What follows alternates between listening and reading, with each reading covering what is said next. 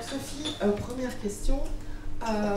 Après Les Vaches de Staline, après Purge, quand les colombes disparurent et le troisième opus tétralogique, je voulais savoir si, quand vous avez commencé à écrire Les Vaches de Staline, vous aviez déjà en tête le plan d'ensemble de cette grande fresque, ou si ça s'est construit pas à pas au fil des romans.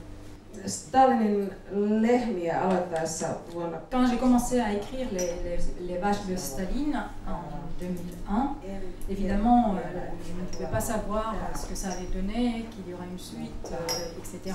Mais par contre, quand j'ai compris que les thèmes qui concernaient l'histoire proche de l'Estonie commençaient à surgir, à ce moment-là, je me suis dit, il y a tellement de choses à dire que forcément, je vais en écrire encore par la suite.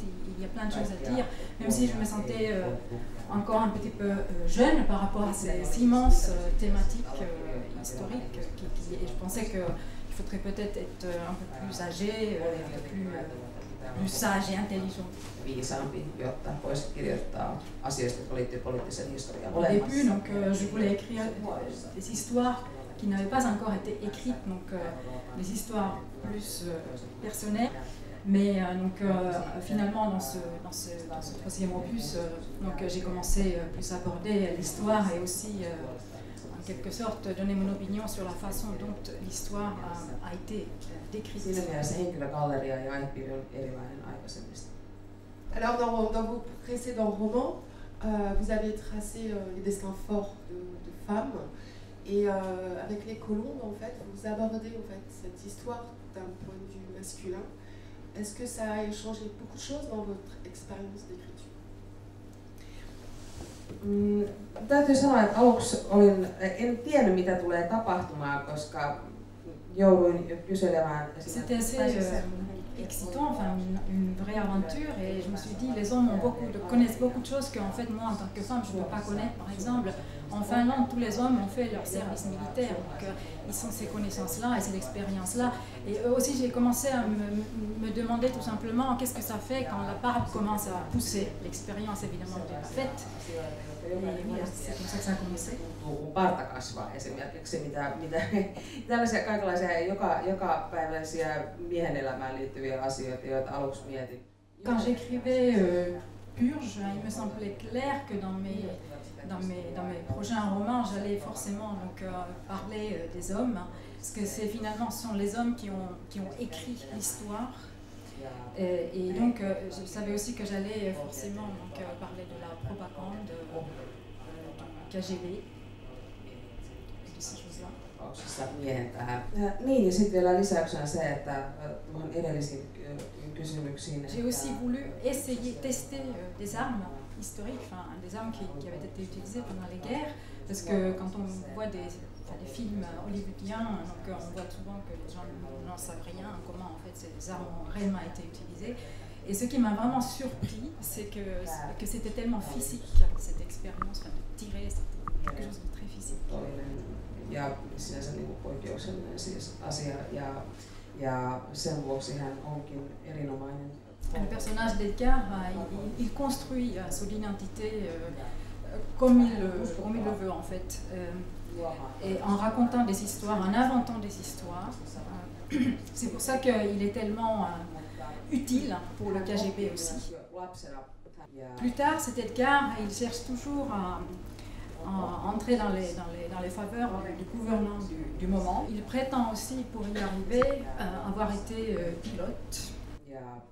Ce personnage a été inspiré par un personnage historique qui s'appelle Edgar Meos, et son histoire personnelle est déjà tellement fabuleuse qu'on aurait j'aurais quasiment pu écrire sa biographie.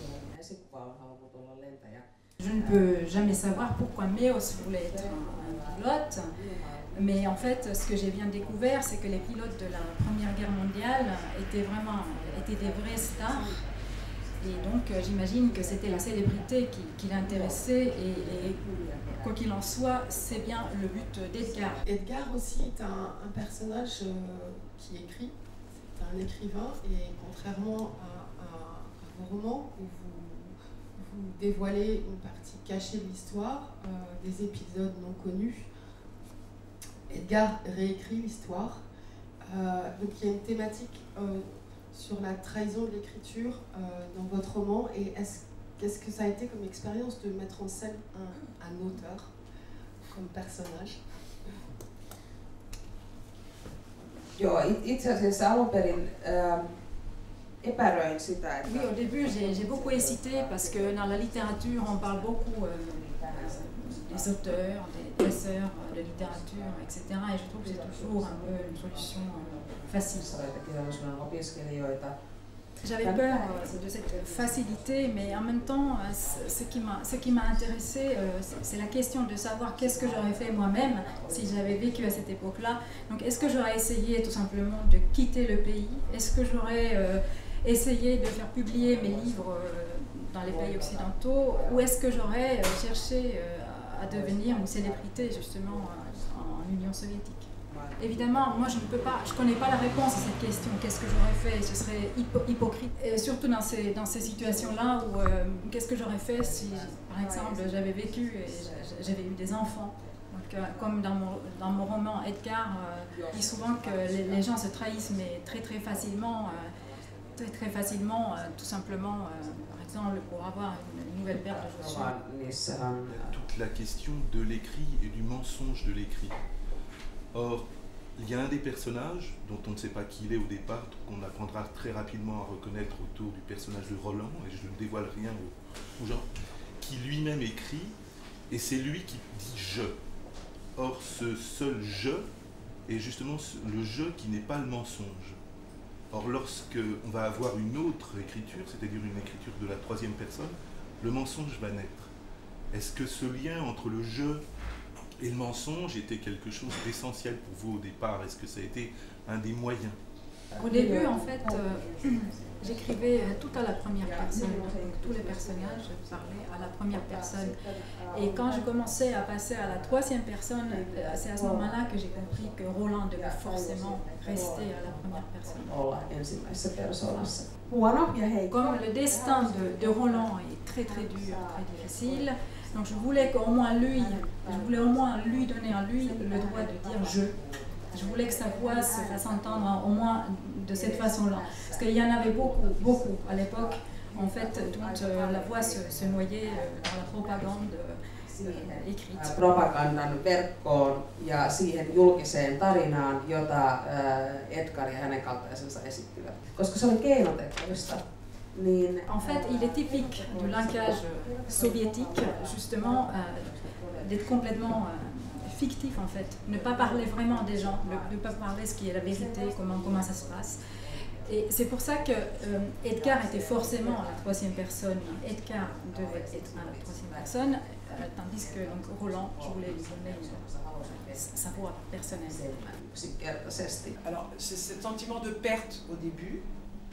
Je me suis posé la question si c'était aussi parce que j'étais française et que donc c'est pas facile de se repérer, par exemple. Mais j'ai l'impression aussi que c'était parce que ça nous mettait dans les conditions presque des personnages. C'est-à-dire qu'on était dans une empathie avec les personnages, parce que je pense qu'eux aussi étaient perdus.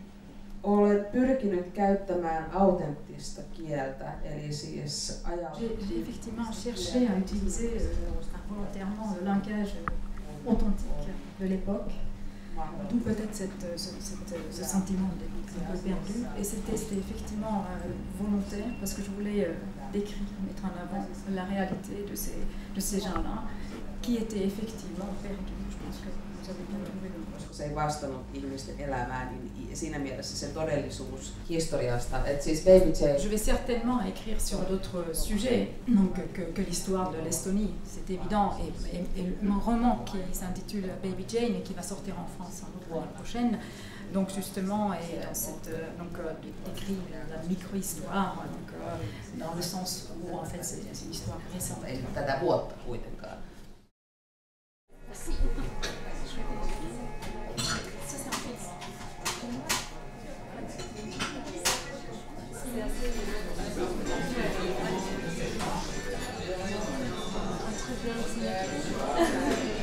C'est juste Merci.